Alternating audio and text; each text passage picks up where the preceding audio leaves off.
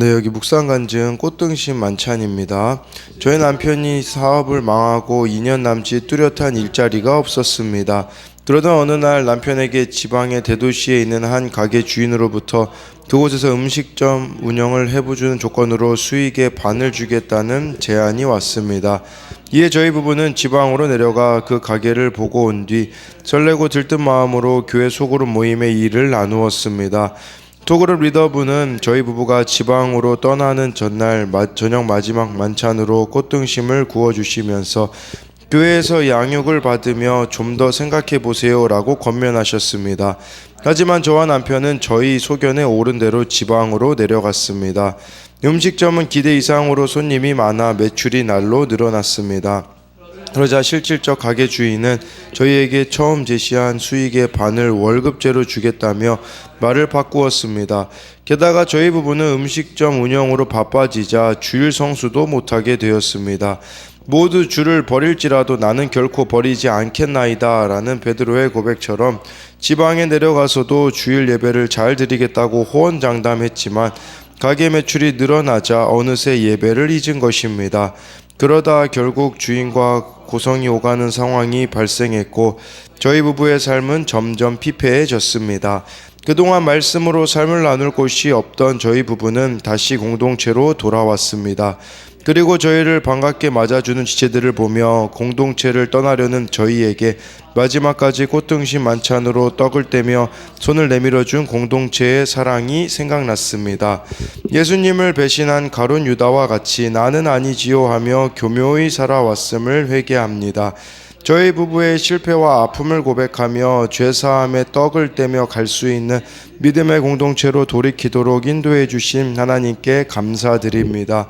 내 죄를 사하고자 죽어주신 주님의 몸과 피를 잘 먹고 마심으로 그리스도의 죽음과 부활에 동참하는 삶을 살길 소망합니다. 적용하기입니다. 중요한 선택을 해야 할 때 내 생각을 내려놓고 그 공동체에 물어보겠습니다. 소그룹 모임의 식사를 기쁘게 준비하겠습니다. 네, 여기 꽃등심 만찬이라는 묵상간증의 내용을 보면 이렇게 교회에서 양육을 받으면 좀 더 생각해 보세요라고 이제 마지막 만찬으로 꽃등심을 구워 주시면서 소그룹 리더분이 이야기했을 때 이제 그 말을 듣지 않고 지방으로 내려간 거죠. 음식점도 이렇게 매출이 날로 늘어나자 이제 바빠져가지고요. 주일 성수도 못하게 되고 모두 주를 버릴지라도 나는 결코 버리지 않겠다라는 이 베드로의 고백처럼 주일 예배 잘 드리겠다고 호언장담했지만 어느새 예배를 잊고 이 부부의 삶이 피폐해졌다라고 이렇게 하고 있잖아요. 네, 이처럼 우리가 참 장담할 인생이 없음을 이 말씀을 통해서 이 내용을 통해서 우리가 봐야 한다라는 것입니다. 그래서 오늘은 이 마태복음 26장 17절부터 35절까지인데요. 17절부터 19절을 보면요. 무교절의 첫날에 이 제자들이 예수께 나와서 이르되 유월절 음식 잡수실 것을 우리가 어디서 준비하기를 원하시나이까 이르시되 성안 아무개 가서 이르되 선생님 말씀이 내 때가 가까이 왔으니 내 제자들과 함께 유월절을 내 집에서 지키겠다 하시더라 하라 하시니 19절에 제자들이 예수께서 시키신 대로 하여 유월절을 준비하였더라 라고 이렇게 말씀해 주고 있습니다. 네, 이 유월절 이제 준비하고 있는 이런 모습이 나오는데요. 근데 이 유월절 준비할 때 예루살렘이 많은 사람들이 전국에서 모여들기 때문에요. 엄청 같이 유월절 만찬을 준비하는 곳을 구하기가 쉽지가 않습니다. 그런데 여기 18절에 보면요. 아무에게 가서 이 아무개에게 가라고 말씀해 주는데 이 아무개가 이렇게 유월절 만찬을 다 준비해 주는 마치 예수님께서요. 그 나귀 새끼를 끌고 오라고 할 때도 그때도 그 나귀 새끼 주인의 이름이 나와 있지 않습니다. 이처럼 예수님의 유월절 만찬은 성 안에 아무개가 준비하는 모습을 통해서 우리가 알아야 되는 것은요. 예수님의 마지막을 함께한 스타는 이름 없는 사람들이었음을 기억해야 합니다. 여러분 이처럼요. 구원의 확신이 있으면요. 자기 이름이 나는데 관심이 없는 겁니다. 저는 이 아무개가 그런 의미라고 보아지더라고요. 그것은 정말 예수님을 사랑하기 때문에 내 이름이 드러나는 거, 그런 거에 연연하지 않는 자가 바로 이렇게 구원의 확신이 있는 자다라고 할 수가 있는 것이죠. 그리고요, 이 유월절은요, 원래 그 당시 개념으로 보면요, 가족들과 함께 보냈다고 합니다. 근데 예수님이 제자들과 이 유월절을 같이 보내시는 것은 무엇을 말하겠습니까? 영적인 가족으로 유월절 만찬에 참여하는 것을 뜻한다라고 할 수가 있습니다. 그랬을 때 19절에요. 제자들이 예수께서 시키신 대로 하여, 이 시키신 대로 하여라는 단어가 참 의미가 있더라고요. 찾아보니까요. 고대에 이건 약사들이 사용했던 용어라고 합니다. 그래서 잘 맞는 약을 조제하다, 처방을 내리다라는 뜻이더라고요. 그러니까 예수님이 상세하게 지시하신 것을 제자들이 순종하고 따랐음을 말하는 것입니다. 우리도 다른 사람에게 처방을 잘 해줘야 되잖아요. 그 처방은 바로 예수님이 시키신 대로, 말씀대로 하는 것이 참된 처방임을 이 말씀을 통해서 볼 수가 있습니다. 그래서 이것에 대한 적용 질문은요, 나의 구원 간증을 날마다 전하고 기념합니까? 이것은 유월절을 준비하는 거, 이 유월절이 구원의 사건 아니겠습니까? 네, 성 안에 아무개처럼 이름도 없이 빛도 없이 구원을 위해 헌신합니까? 늘 예수님의 처방, 말씀을 따르고 있습니까? 날 위해 죽어주신 예수님을 믿고 그분의 구원을 전하고자 어떤 준비를 합니까? 20절 21절에요. 저물 때에 예수께서 12제자와 함께 앉으셨더니 21절에 그들이 먹을 때에 이르시되 내가 진실로 너에게 이르노니 너희 중에 한 사람이 나를 팔리라 하시니 라고 이렇게 말씀해 주고 있어요. 여러분, 누가 나를 이미 배신할 걸 알고 있어요. 근데 그 사람과 함께 밥을 먹는다라는 거, 이걸 예수님을 통해서 우리는 배워야 하는 거죠. 가룟 유다가 배신할 것을 아시면서도요, 예수님은 회피하지 않으시고 끝까지 사랑하심을 볼 수가 있습니다. 구원을 방해하는 사람, 예수님을 파는 사람이 있어요. 근데 그것은 누굽니까? 한솥밥을 먹는 제자 중에 한 사람이라는 거죠. 여러분들도 배신을 당하실 겁니다. 누구에게 배신을 당하냐? 어떤 멀리 있는 대상에게 당하는 게 아닙니다. 나와 한솥밥을 먹는 사람에게 배신을 당하는 거죠. 그렇기 때문에 가장 가까운 배우자가 배반하고, 사장이 배반하고, 자녀가 배반하고, 자기 유익에 따라 참 이렇게 우리가 배반당할 일이 너무나도 많음을 보게 됩니다. 22절에서 23절 보면요, 그들이 몹시 근심하여 각각 여짜오되 주여 나는 아니지요. 23절에 대답하여 이르시되 나와 함께 그릇에 손을 넣는 그가 나를 팔리라. 끊임없이요, 예수님께서는요, 가룟 유다에게 기회를 주고 계심을 우리는 보고 있는 것이죠. 회개의 기회를 끊임없이 주고 계시고, 근데 여기 22절에요, 제자들은 예수님을 뭐라고 하냐면 주여라고 해요. 근데요, 여러분, 25절에요, 가룟 유다는 예수님을 뭐라고 하냐면요, 랍비라고 합니다. 이 차이를 보셔야 돼요. 그러니까 11명의 제자들은, 물론 그래도 다 예수님을 이들이 십자가 앞에서는 배신을 하지만, 주여라고 고백하는 자가 있는가 하면 예수님을요, 랍비, 어떤 그냥 선생님, 요 정도로만 우리가 생각하는 사람들이 있는 것 같습니다. 이 주여와 랍비의 차이가 무엇이겠습니까? 주여라고 고백하는 자들은요, 삶이 바뀔 수밖에 없습니다. 그러나 내가 예수님을 랍비라고 고백하고 있다면, 아마 듣고 싶은 말만 듣고 삶의 변화는 이루어지지 않을 것임을, 이것을 통해서 또 볼 수가 있는 것이죠. 그리고요, 제자들은 또 23절 보면 예수님 이런 말씀하시지만 가룟 유다라고 생각을 못했던 것 같습니다. 왜 그러냐면 가룟 유다가 성품으로 꽁꽁 숨어 있었기 때문이라고 볼 수가 있습니다. 왜 그러냐면요, 다른 제자들은 다 갈릴리 출신이잖아요. 그러다 보니까 막 베드로 같은 경우 막 무식하게 나설 때가 얼마나 많으며, 야고보와 요한은 막 한 자리 달라고 막 그런 이야기도 하잖아요. 근데 가룟 유다는 1절 그런 얘기 안 했습니다. 그러니까 안 팔 것 같은 이 유다가 배신할 것이기 때문에 너희 중에 파는 자가 있어도 놀라지 말라고 예수님이 지금 미리 말씀해 주시는 것이죠. 여러분, 성경은 장차 받을 환난을 미리 알려주어 훗날 놀라지 말라고 말씀해 주시기 때문에 미리 성경을 읽어둔 사람은 누가 나를 팔고 배반해도 놀라지 않을 수 있다라는 것입니다. 나와 함께 그릇에 손을 넣는 그가 라고 이렇게 예수님이 말씀하시는데요. 이것은요, 함께 떡을 찍어 먹을 정도로 가깝고 친근한 사람을 의미하는 관용구입니다. 이처럼 배신은 먼 사람이 아니라 가장 가까운 사람으로부터 당하게 됨을 뜻한다고 할 수 있습니다. 그래서 이것에 대한 적용 질문은요, 장차 받을 환난임에도 심각히 여기지 않고 듣지 않는 말씀은 무엇입니까? 24절에요. 인자는 자기에 대하여 기록된 대로 가거니와 인자를 파는 그 사람에게는 화가 있으리로다. 그 사람은 차라리 태어나지 아니하였더라면 제게 좋을 뻔하였느니라. 이 가룟 유다가 보면요, 이 예수님의 그 구원의 역사에 있어서 꼭 필요한 존재라고 볼 수 있어요. 근데요, 차라리 태어나지 아니하였더라면 제게 좋을 뻔했다라는 것은 어떤 인생이 태어나지 아니하였으면 좋을 뻔한 인생이겠습니까? 회개하지 않는 인생, 돌이키지 않은 인생이 이와 마찬가지임을 기억해야 합니다.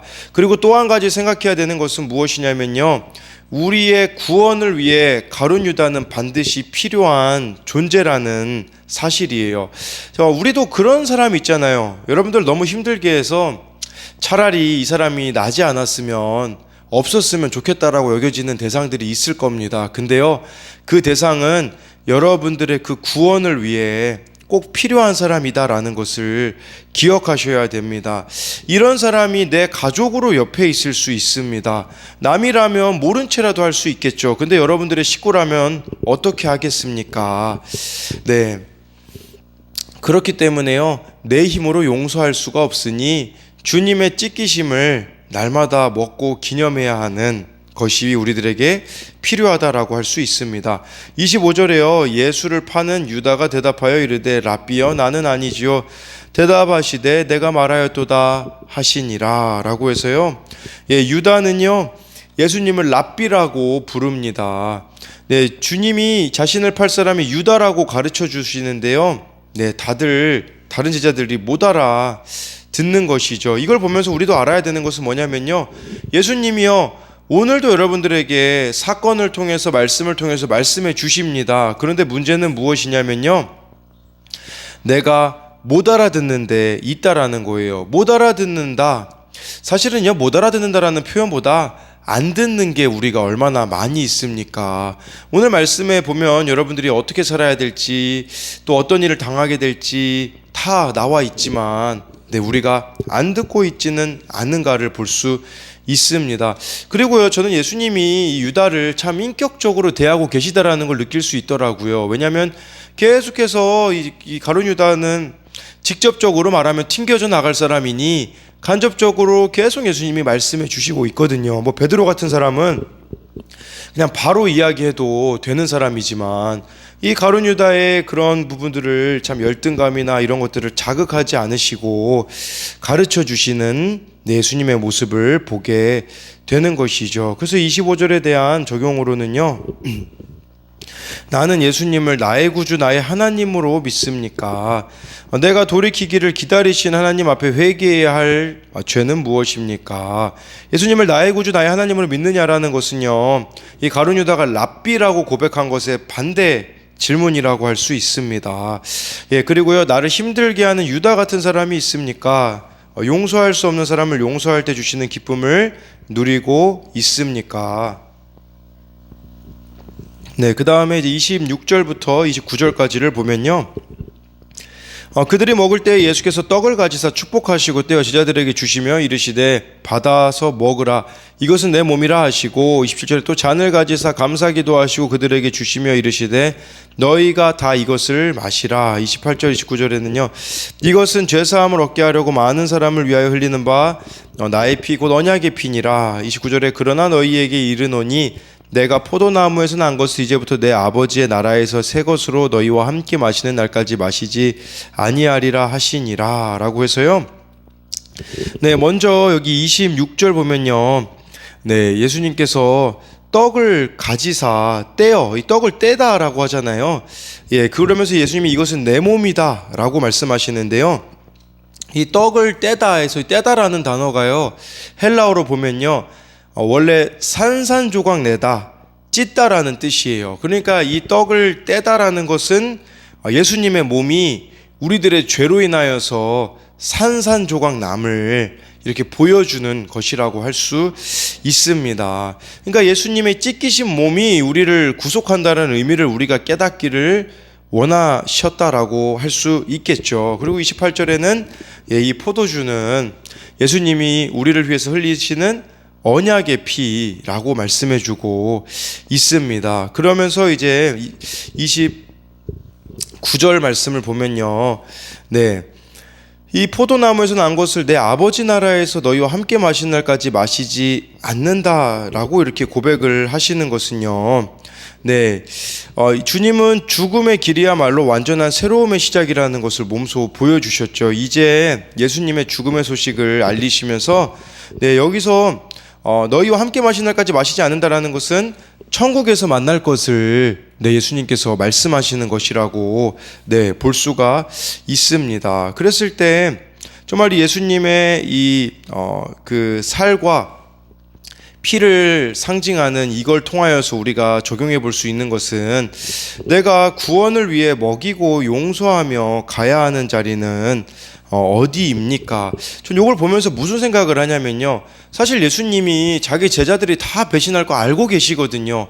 근데 계속 먹이시고 가르치시고 하시는 모습, 아까 우리 묵상 간증에도요, 그 부부가 떠날 거를 아마 그 속으로 리더는 알았을 겁니다. 그런데도 먹이는 이런 모습을 보면서 우리도 이런 모습이 있으면 얼마나 좋을까라는 생각을 하게 되어요. 무슨 말이냐? 내가 불편한 사람 있잖아요. 그러면 한번 밥 사주는 겁니다. 그러면서 한번 이야기 들어주고, 그리고 말해주고, 그것이 우리가 또 가야 되는 이게 용서의 자리가 아닌가 생각해 볼 수 있는 것이죠. 30절에요. 이에 그들이 찬미하고 감람산으로 나아가니라. 이 마태복음에는 감람산으로 갔다라고만 나오거든요. 근데 요한복음 보시면요, 요한복음 14장부터 17장까지가요, 감람산으로 가시는 길에 예수님이 설교를 길게 하시거든요. 근데 그 중에 좀 중요한 내용이 나와 있어요. 어떤 내용이 나와 있냐? 제자들이 막 의기소침하고 힘들어 하잖아요. 그때 예수님께서는 이 감람산으로 가시면서 설교한 내용 중에 보혜사 성령을 보내주시겠다라고도 말씀하시거든요. 그래서 이 제자들이 정말 이 십자가의 길을 잘 걸어갈 수 있도록 예수님께서 끊임없이 말씀해 주십니다. 31절에요. 그때에 예수께서 제자들에게 이르시되 오늘 밤에 너희가 다 나를 버리리라. 기록된 바 내가 목자를 치리니 양의 떼가 흩어지리라 하였느니라 라고 해서요, 기록된 바라는 것은 예수님이 이렇게 예수님을 이들이 다 배신하는 것도요, 이미 말씀에 기록이 되었다라고 말씀해 주고 있어요. 내가 목자를 치리니 양의 떼가 흩어지리라 라는 이 말씀은요, 스가랴 13장 7절에 보면 나와 있습니다. 근데요, 이 13장 7절뿐 아니라 8절, 9절까지 보시면요, 이 사건을 통해서 회복이 되어질 것을 예수님께서는 미리 말씀하시는 것이라고 볼 수 있습니다. 목자이신 예수님은 치심을 당할 것이고, 목자에 이른 양떼들이 속수무책으로 흩어짐을 당하게 될 것을 미리 스가랴 13장 7절에서 말씀하셨고, 그게 이루어졌음을 뜻합니다. 32절에요. 그러나 내가 살아난 후에 너희보다 먼저 갈릴리로 가리라 라고 이렇게 말씀해주고 있는 것이죠. 그래서 실족하는 이런 우리의 모습에 낙심하기보다 실족한 우리를 여전히 돌보기 원하시고 함께 하시는 예수님께 나아갈 수 있다라는 사실에 우리는 위로를 얻어야 합니다. 그리고요, 33절부터 35절까지를 마지막으로 보면요, 베드로가 대답하여 이르되 모두 주를 버릴지라도 나는 결코 버리지 않겠나이다. 예수께서 이르시되 내가 진실로 내게 이르노니 오늘 밤 닭 울기 전에 내가 3번 나를 부인하리라. 베드로가 이르되 내가 주와 함께 죽을지언정 주를 부인하지 않겠나이다 하고 모든 제자도 그와 같이 말하니라 라고 해서요, 모두 주를 버릴지라도, 이 버리다라는 단어가요, 실족하다라는 단어예요. 실족하다. 그러니까 예수님으로 인해서 걸려 넘어지는 그 어떤 일이 있을지라도 저는 넘어지지 않겠습니다. 이렇게 베드로가 말한 것이죠. 네. 근데요, 사실 예수님으로 인해 걸려 넘어지는 일이 있으면 이렇게 베드로가 장담하긴 하지만 결국은 3번 부인하지 않습니까? 근데요, 이 모습을 보면서 우리들의 모습도 봐야 합니다. 우리가 예수님과 얼마나 많은 약속들을 합니까? 이것도 하겠습니다, 저것도 하겠습니다 라고 말하고서는 장담하다가도 금세 예수님을 부인하고 떠나는 것이 우리들의 모습이 아니겠습니까? 그래서 장담할 인생은 없다라는 것을 기억하셔야 합니다. 그렇기 때문에요, 조금만 우리도요, 환경이 좋아지고요, 상황이 좋아지잖아요, 언제든지 우리가 주님을 떠날 수 있는 자라는 것을 기억하셔야 합니다. 그렇기 때문에요, 장담할 인생이 없음을 기억하심으로써, 장담할 인생이 없으니 우리가 해야 되는 게 무엇이겠습니까? 19절처럼요, 예수께서 시키신 대로 살아가는 삶, 그냥 그날 주시는 말씀만이 나를 지키는 것임을 기억하시며, 장담이 아니라 말씀이 우리를 지켜준다라는 것을 저와 여러분들이 기억해야 한다라는 것입니다. 그래서 이것에 대한 마지막으로 적용 질문은요, 무엇을 장담합니까? 나는 절대 그런 죄를 저지르지 않을 거라는 자기 확신에 빠져 있습니까? 다른 사람은 배신해도 나는 절대 그러지 않을 거라고 확신합니까?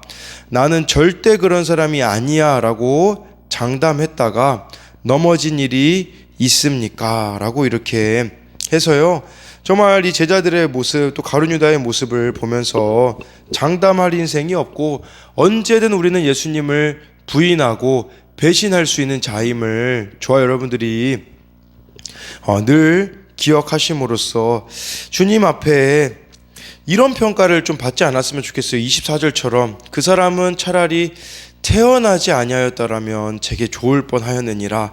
이게 정말 회개하기를 원하시는데 우리 안에 이렇게 회개가 이루어지지 않으니 예수님께서 이렇게 말씀하실 수밖에 없는 인생이 되어지지 않는 저와 여러분들이 되기를 소망합니다.